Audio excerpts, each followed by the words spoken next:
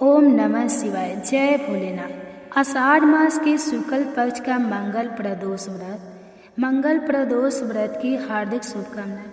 मंगलवार के दिन पड़ने वाले प्रदोष व्रत को मंगल प्रदोष व्रत या भौम प्रदोष व्रत कहते हैं। इस दिन भगवान शिव और माता पार्वती और मंगल देवता की पूजा की जाती है। मान्यताओं के अनुसार इस व्रत के पुण्य प्रताप से भक्त के सभी पाप और दोष दूर हो जाते हैं। प्रदोष व्रत के दिन व्रती को प्रदोष काल में भगवान शिव और माता पार्वती की पूजा करनी चाहिए। आज की इस वीडियो में मैं आप सभी के समक्ष मंगल प्रदोष व्रत की कथा सुनाने जा रही हूँ। आशा है आप सभी को यह वीडियो पसंद आएगा। अगर आपको वीडियो पसंद आए तो इसे लाइक करें, शेयर करें और चैनल को भी सब्सक्राइब करें। अब सुनिए मंगल प्रदोष व्रत की कथा।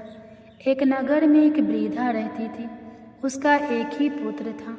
उस वृद्धा के हनुमान जी पर बहुत गहरी आस्था थी। वह हर मंगलवार का व्रत रखती थी और हनुमान जी की पूजा आराधना करती थी।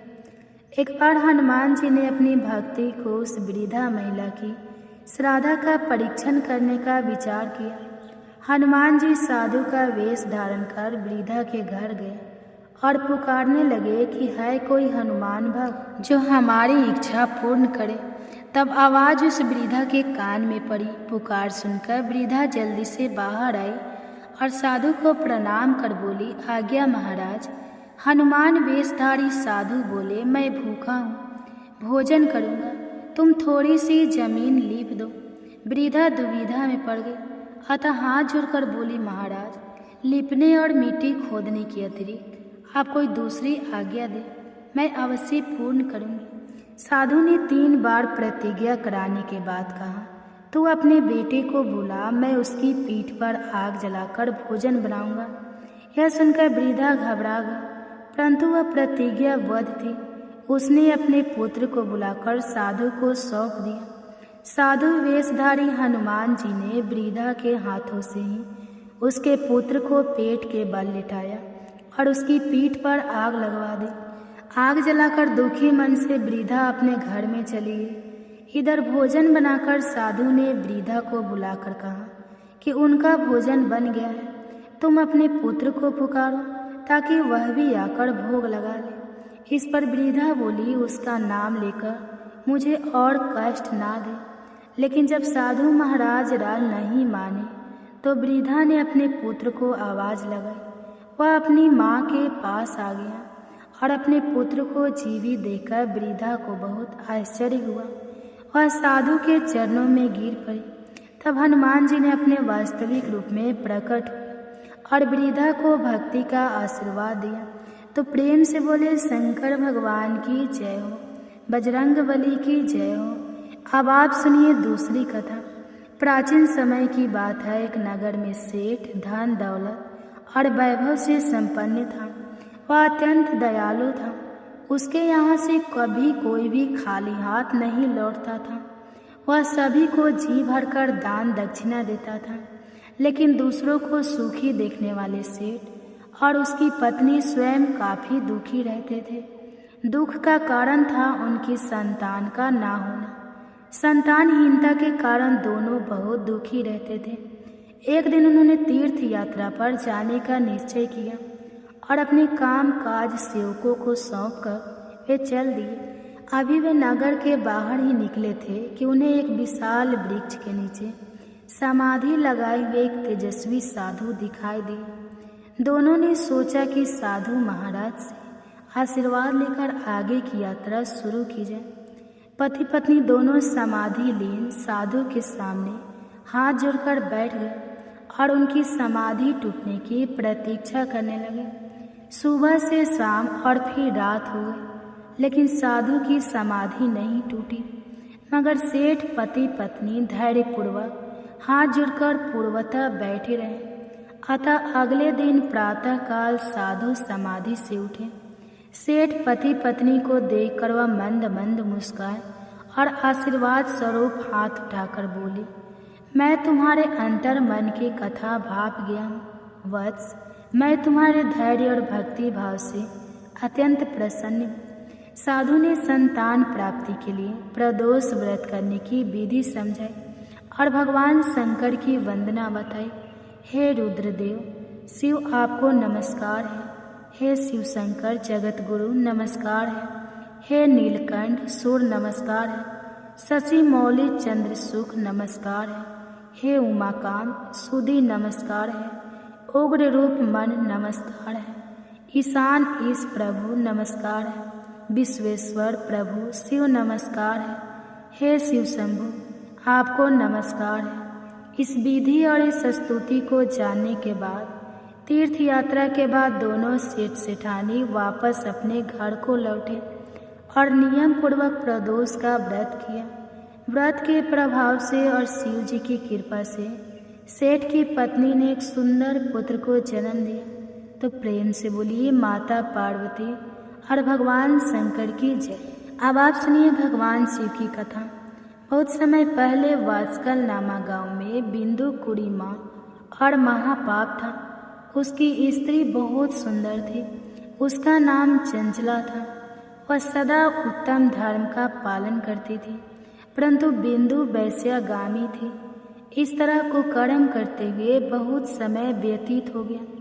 उसकी स्त्री काम से पीड़ित होने पर भी, धर्म नाश के भय से कलेश सहकर भी काफी समय तक धर्म भ्रष्ट नहीं हुई, परंतु आगे चलकर वह भी अपने दुराचारी पति के आचरण से प्रभावित होकर दुराचारी और अपने धर्म से विमुख हो गई। इस तरह दुराचार में डूबे हुए उन पति पत्नी का बहुत सा समय व्यर्थ बीत गया। वैश्यगामी दूषित बुद्धि वाला वह दुष्ट ब्राह्मण बिंदु समय अनुसार मृत्यु को प्राप्त होकर नरक में चला गया।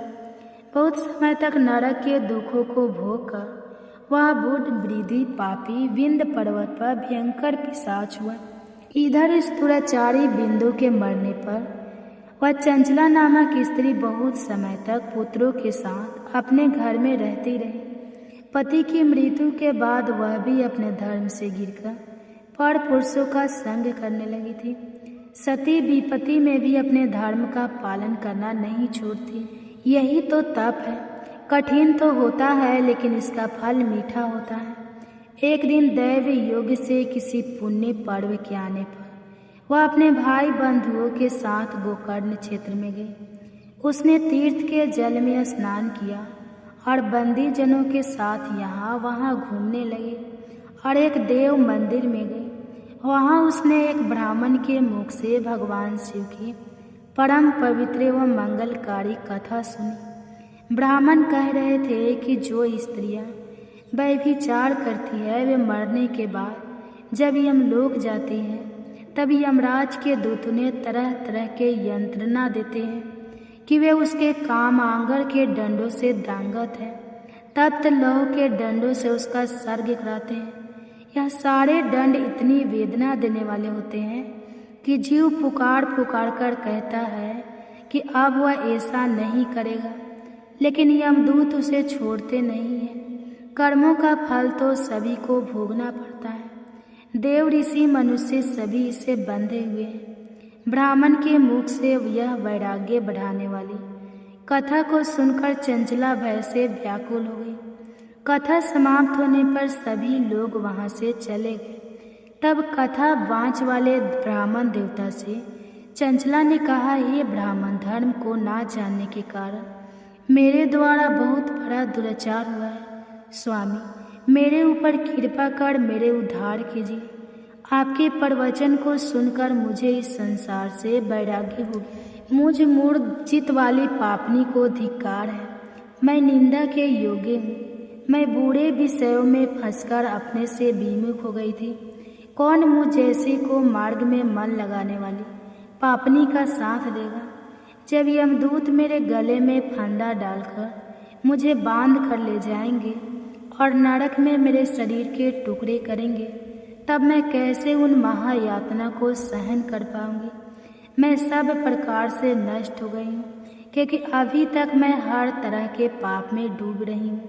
हे ब्राह्मण, आप मेरे गुरु हैं, आप ही मेरे माता पिता हैं। मैं आपके शरण में आई हूँ। मुझ आबला का अब उद्धार कीजिए। इस प्रकार विलाप करती हुई चंचला ब्राह्मण देवता के चरणों में गिर पड़ी। तब ब्राह्मण ने उसे कृपा पूर्वक उठाया और इस प्रकार कहा, नारी, तुम सौभाग्यशाली हो जो भगवान शंकर की कृपा से तुमने वैराग्य पूर्णिया कथा सुनी है और कथा को सुनकर समय से अपनी गलती का एहसास कर लिया है। तुम डरो मत और भगवान शिव की शरण में जाओ। उनकी परम कृपा से तुम्हारे सभी पाप नष्ट हो जाएंगे। मैं तुम्हें भगवान शिव की कथा सहित वह मार्ग बताऊंगा जिसके द्वारा तुम्हें सुख देने वाली उत्तम गति प्राप्त होगी। शिव कथा सुनने से तुम्हारी बुद्धि शुद्ध हो गई है और तुम्हें पश्चाताप हुआ है तथा मन में वैराग्य उत्पन्न हुआ है। पश्चाताप पाप करने वाले पापियों के लिए सबसे बड़ा प्रायश्चित है। जो मनुष्य अपने कुकर्म के लिए प्रायश्चित नहीं करता वह उत्तम गति प्राप्त नहीं करता, परंतु जिसे अपने कृतज्ञ पर हार्दिक पश्चाताप होता है वह अवश्य ही उत्तम गति का भागीदारी होता है। इसमें कोई शक नहीं है। शुद्ध चित्त में ही भगवान शिव और माता पार्वती का वास होता है। वह शुद्ध आत्मा पुरुष सदा शिव के पद को प्राप्त होता है। इस कथा का श्रवण सभी मनुष्य के लिए कल्याणकारी है, अतः इसकी आराधना और सेवा करनी चाहिए। हे ब्राह्मण पत्नी, तुम अन्य विषयों से अपने मन को हटाकर भगवान शंकर की इस परम पावन कथा को सुनो। इससे तुम्हारे चित्त की शुद्धि होगी और तुम्हें मोक्ष की प्राप्ति होगी। जो मनुष्य निर्मल हृदय से भगवान शिव के चरणों का चिंतन करता है उसकी एक ही जन्म में मुक्ति हो जाता है। यह कहकर वे ब्राह्मण चुप हो गए। उनका हृदय करुणा से भर गया। वे ध्यान में मग्न हो गए। ब्राह्मण का यह उपदेश सुनकर चंचला के नेत्रों में आनंद की आंसू छलक गए। वह हर्ष भरे हृदय से ब्राह्मण देवता के चरणों में गिर गई और हाथ जोड़कर बोली कि मैं कृतार्थ हो गई। हे ब्राह्मण शिव, भक्तों में श्रेष्ठ स्वामी, आप धन्य हैं।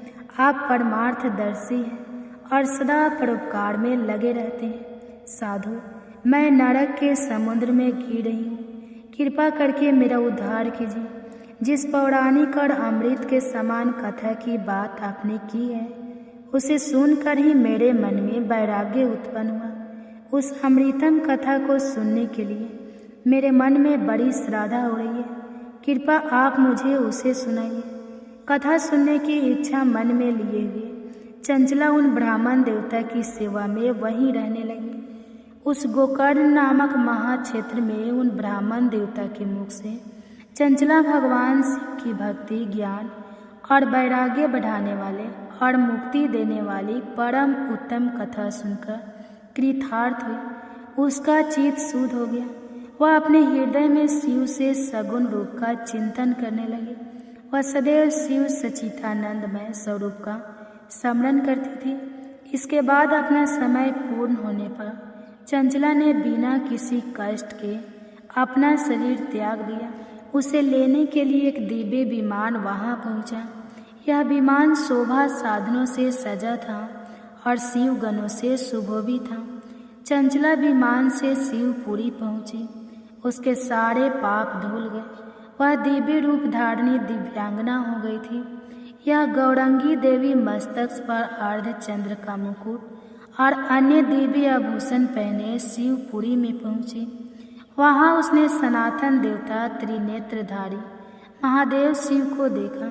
सभी देवता उनकी सेवा में भक्ति भाव से उपस्थित थे। उनकी अंग कांति करोड़ों सूर्य के समान प्रकाशित हो रहे थे। 5 मुख और हर मुख में 3-3 नेत्र थे। मस्तक पर अर्धचंद्र आकार मुकुट शोभायान हो रहा था। कंठ में नील चिन्ह। उनके साथ में देवी गौरी विराजमान थी जो विद्युत पुंज के समान प्रकाशित हो रही थी। महादेव जी की कांति कपूर के समान गौर थी। उनके शरीर पर श्वेत वस्त्र थे तथा शरीर श्वेत भस्म से युक्त था। इस प्रकार भगवान शिव के परम उज्ज्वल रूप के दर्शन कर चंचला बहुत प्रसन्न हुई। उसने भगवान को बारंबार प्रणाम किया और हाथ जोड़कर प्रेम, आनंद और संतोष से युक्त होकर विनीत भाव से खड़ी हो गई। उसके नेत्रों से आनंद के आंसुओं की धारा बहने लगी। भगवान शंकर और भगवती गौरी उमा ने करुणा के साथ सौम्य दृष्टि से देखकर चंचला को अपने पास बुलाया। गौरी उमा ने उसे प्रेम पूर्वक अपनी बना लिया। चंचला सुखपूर्वक भगवान शिव के धाम में उमा देवी की सखी के रूप में निवास करने लगी। एक दिन चंचला आनंद में मग्न उमा देवी के पास गई और दोनों हाथ जोड़कर उनकी स्तुति को करने लगी। हे गिरिराज नंदिनी, संकट माता उमा, आप सभी मनुष्य एवं देवताओं द्वारा पूजित तथा समस्त सुखों को देने वाली हैं। आप शंभु प्रिया है, आप ही सगुना और निर्गुणा है। हे सचितानंद स्वरूपा, आप ही प्रकृति की पोषण है। हे माता, आप ही संसार की सृष्टि पालन और संहार करने वाली है। इस प्रकार सद्बुद्धि प्राप्त चंचला देवी की स्तुति कर शांत हो गई। उसकी आंखों में प्रेम के आंसू उमड़ आए। तब शंकर प्रिया भक्त वत्सला उमा देवी ने बड़े प्रेम से चंचला को चुप कराते हुए कहा कि सखी चंचला, मैं तुम्हारी इस स्तुति से प्रसन्न हूँ, बोलो क्या वर मांगती हो। तब चंचला बोली, हे गिरिराज कुमारी, मेरी पति बिंदु इस समय कहाँ है, उनकी स्थिति कैसी है, मुझे बताइए और कुछ उपाय कीजिए ताकि हम फिर से मिल सके।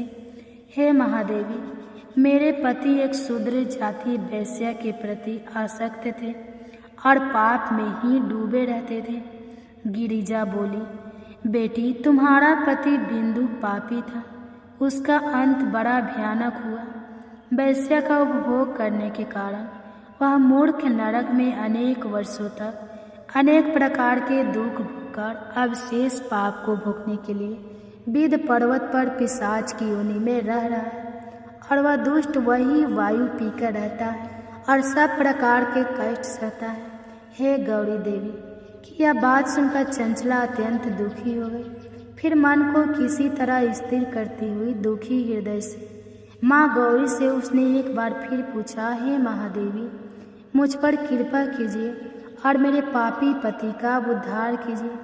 कृपा करके मुझे वह उपाय बताइए जिससे मेरे पति को उत्तम गति प्राप्त हो सके। गौरी देवी ने कहा, यदि तुम्हारा पति भगवान शिव की पुण्य उत्तम कथा सुने तो वह इस दुर्गति को पार करके उत्तम गति का भागी हो सकता है।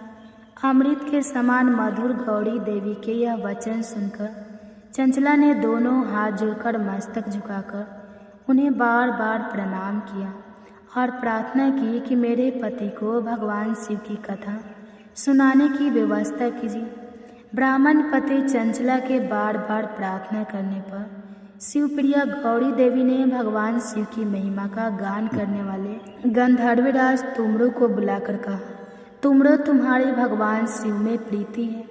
तुम मेरे मन की सभी बातें जानकर मेरे कार्य को सिद्ध करते हो, तो मेरी इस सखी के साथ विंध्य पर्वत पर जाओ। वहाँ एक महाघोर और भयंकर पिशाच रहता है। पूर्व जन्म में वह पिशाच बिंदु कुड़ी चंचला का पति था। वह वैश्यागामी हो गया था। वह स्नान संध्या आदि नित्य कर्म छोड़कर अपवित्र रहने लगा। क्रोध के कारण उसकी बुद्धि भ्रष्ट हो गई थी। दर्जनों से उसकी मित्रता तथा सज्जनों से द्वेष बढ़ गया था। वह अस्त्र शस्त्र से हिंसा करता, लोगों को सताता और उनके घरों में आग लगा देता था। चंडाल से दोस्ती करता और वह रोज वैश्या के पास जाता था। पत्नी को त्याग कर दुष्ट लोगों से दोस्ती कर उन्हीं के संपर्क में रहता था। वह मृत्यु तक दुराचार में फंसा रहा। मृत्यु के बाद उसे पापियों के भोग स्थान यमपुरी में ले गए। वहाँ घोर नरक को सहकर इस समय वह भीत पर्वत पर पिशाच बनकर रह रहा है और पापों का फल भोग रहा है। तुम उसके सामने परम पुण्यम पापों का नाश करने वाले भगवान शिव की दिव्य कथा का प्रवचन करो। इस कथा के सुनने से उसका हृदय सभी पापों से मुक्त होकर शुद्ध हो जाएगा और वह प्रेत योनि से मुक्त हो जाएगा। दुर्गति मुक्त होने पर उस बिंदु नामक पिशाच को तुम विमान पर बैठाकर भगवान शिव के पास ले आना। माँ उमा का आदेश पाकर गंधर्वराज तुमरो प्रसन्नतापूर्वक अपने भाग्य की सराहना करते हुए चंचला को साथ लेकर विमान से पिशाच के निवास स्थान विंध्य पर्वत पर गया। वहां पहुंचकर उसने विशाल आकृति वाले पिशाच को देखा। उसका शरीर विशाल था, उसकी ठोड़ी बड़ी थी। वह कभी हंसता, कभी रोता, कभी उछलता था। महाबली तूमर ने बिंदु कुड़ी ने कथा वाचने के लिए स्थान तलाशकर मंडप की रचना की। शीघ्र ही इस बात का पता लोगों को चल गया कि एक पिशाच के उद्धार हेतु देवी पार्वती की आज्ञा से तुमरो भगवान शिव की कथा सुनाने विंध्य पर्वत पर आया है। उस कथा को सुनने से लोभ से बहुत से देवर्ष वहां पहुंच गए। सभी को आदर पूर्वक स्थान दिया गया। पिशाच बिंदु को पासों में बांधकर आसन पर बैठाया गया और तब तुमर ने परम उत्तम भगवान शिव की अमृत कथा का गान शुरू किया, जिससे सभी श्रोता कृतार्थ हुए। परम पुण्यम कथा को सुनकर पिशाच सभी पापों से मुक्त हो गया और उसने पिशाच शरीर का त्याग कर दिया। शीघ्र ही उसका रूप दिव्य हो गया। उसका शरीर गौर वर्ण का हो गया। शरीर पर श्वेत वस्त्र एवं पुरुषों के आभूषण आ गए। इस प्रकार दिव्य देहधारी होकर बिंदु अपनी पत्नी चंचला के साथ स्वयं भगवान शिव का गुणगान करने लगा। उसे दिव्य रूप में देखकर सभी को बहुत आश्चर्य हुआ। उसका मन परम आनंद से परिपूर्ण हो गया। सभी भगवान महेश्वर के अद्भुत चरित्र को सुनकर कृतार्थ होकर उनका यशोगान करते हुए अपने अपने धाम को चले गए। बिंदु अपनी पत्नी चंचला के साथ विमान में बैठकर शिवपुरी की ओर चल दी। महेश्वर के गुणों का गान करता हुआ बिंदु अपनी पत्नी चंचला और तुमर के साथ शीघ्र ही शिव धाम पहुँच गया। भगवान शिव देवी पार्वती ने उसे अपना पार्षद बना लिया। दोनों पति पत्नी सुखपूर्वक भगवान महेश्वर एवं देवी गौरी के श्री चरणों में अविचल निवास पाकर धन्य हो गया। तो बोलिए उमा महेश्वर भगवान की जय।